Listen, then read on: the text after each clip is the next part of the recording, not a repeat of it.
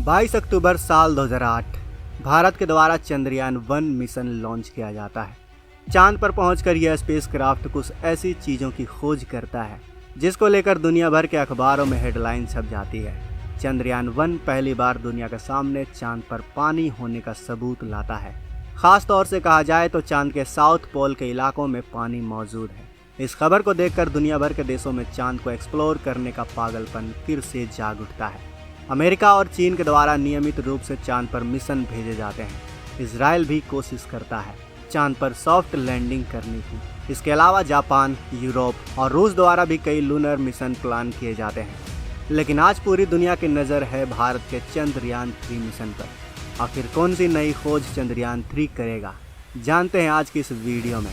लेकिन वीडियो में आगे जाने से पहले आपसे एक छोटा सा रिक्वेस्ट, इस वीडियो को लाइक करें, अपने दोस्तों के साथ शेयर करें और अगर आपने अभी तक इस चैनल को सब्सक्राइब नहीं किया है तो इस चैनल को भी सब्सक्राइब कर लें। दोस्तों, चांद पर भेजे जाने वाले मिशन 4 से 5 तरह के होते हैं। साल 1950 में पहली बार इंसानों ने चांद पर मिशन भेजने शुरू किए थे और तब से लेकर अब तक तकनीक जैसे जैसे विकसित होती गई है, इन मिशन की उलझन उतनी ही ज़्यादा बढ़ती गई है। सबसे पहले सिंपल टाइप के मिशन होते हैं जिनका नाम होता है फ्लाई बाय मिशन। इसमें एक स्पेसक्राफ्ट को भेजा जाता है जो चांद के पास से गुजरते हुए और चांद की तस्वीर लेते हुए वो आगे निकल जाता है। अक्टूबर 1959 में जब सोवियत यूनियन लूनर 3 लॉन्च करता है तब हमें पहली बार चांद की एक फ़ोटो देखने को मिलती है। ये पहली फ़ोटो चांद के डार्क साइड की ली गई थी जो धरती से हमें दिखती नहीं है। आज के दिन फ्लाई बाय मिशन तभी किए जाते हैं जब किसी और मिशन के रास्ते में चांद दिख रहा होता है। लेकिन अगर चांद पर ही रिसर्च करना हो तो आती है अगली कैटेगरी की मिशन, जिन्हें ऑर्बिटर मिशन कहा जाता है। इसमें स्पेसक्राफ्ट चांद के पास आकर चांद के ऑर्बिट में गोल गोल चक्कर लगाता है। इसे लूनर ऑर्बिट कहा जाता है और यहाँ से चांद के सरफेस और एटमॉस्फेयर को स्टडी किया जाता है। इसके बाद आती है अगली कैटेगरी इम्पैक्ट मिशन की। यह मिशन ऑर्बिटर मिशन का नेक्स्ट स्टेज होता है। यहाँ मेन स्पेसक्राफ्ट चांद के चारों तरफ चक्कर लगाता रहता है, लेकिन उस स्पेसक्राफ्ट से एक हिस्सा अलग होकर चांद पर जाकर क्रैश लैंड करता है। क्योंकि क्रैश लैंडिंग के वक्त यह मून से इम्पैक्ट कर रहा है, इसीलिए इस मिशन को इम्पैक्ट मिशन कहा जाता है। और चंद्रयान-1 भी हमारा इम्पैक्ट मिशन था। चंद्रयान-1 मिशन के मून इम्पैक्ट प्रोब में एक इंस्ट्रूमेंट लगा था, Chandra altitudinal composition explorer, short में इसे चेस कहा जाता था। और इसी इंस्ट्रूमेंट की मदद से हमें पता चला कि चांद के एटमॉस्फेयर में पानी मौजूद है। चंद्रयान-1 में एक ऑर्बिटर भी था। इस ऑर्बिटर में नासा ने एक इंस्ट्रूमेंट लगाया हुआ था जिसका नाम था मून मिनरोलॉजी मैपर यानी M3। जब मून इम्पैक्टर प्रोब चांद पर क्रैश लैंड किया तो चांद पर मौजूद कुछ मिट्टी हवा में उड़ी और उस मिट्टी को एनालाइज किया इस M3 इंस्ट्रूमेंट ने और इसी एनालाइज से कंफर्म हुआ कि चांद की सतह पर भी पानी मौजूद है। चौथी कैटेगरी आती है मून मिशन की लैंडर मिशन। यहाँ पर स्पेसक्राफ्ट के एक हिस्से को चांद पर भेजा जाता है। जो हिस्सा चांद पर लैंड करता है उसे लैंडर कहा जाता है। ये काम करना काफ़ी ज़्यादा मुश्किल होता है। अमेरिका और सोवियत यूनियन सॉफ्ट लैंडिंग करते वक्त 15 बार फेल हुए थे। आमतौर पर ये लैंडर काफ़ी भारी होते हैं जो चांद पर लैंड करके रुक जाते हैं, जैसे रूस का मिशन लूना 25 करने वाला था। लेकिन अगर चांद के ऊपर जाकर मूव करना हो तो इस प्रॉब्लम को सॉल्व करने के लिए अगली कैटेगरी आती है मून मिशन की, जो है रोवर मिशन।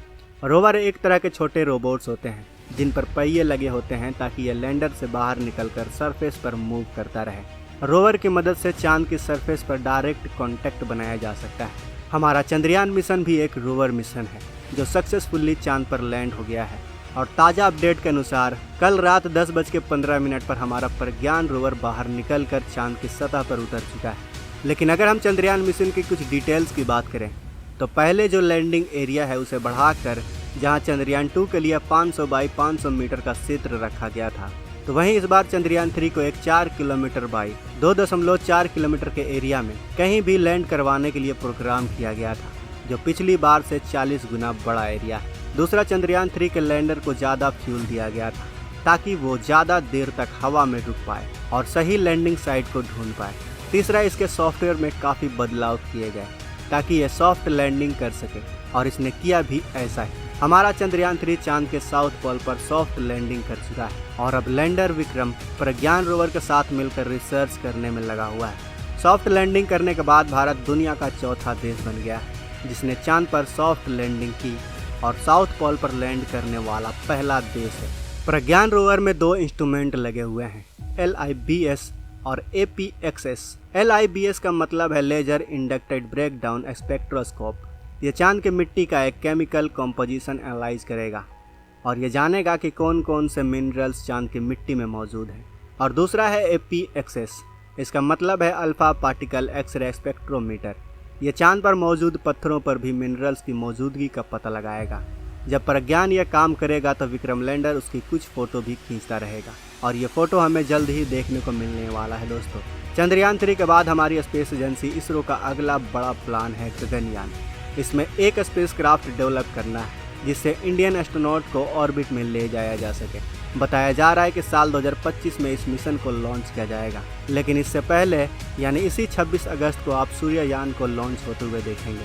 इसके बाद 2024 के अंत तक लॉन्च किया जाएगा मंगलयान 2 और इसके अलावा साल 2024 के अंत में शुक्रयान को भी लॉन्च किया जाएगा जो शुक्र ग्रह के सरफेस और एटमॉस्फेयर की जांच करेगा। ऐसे में इसरो अब अपने दुगने जोश के साथ अगले मिशन के लिए तैयार हो रहा है।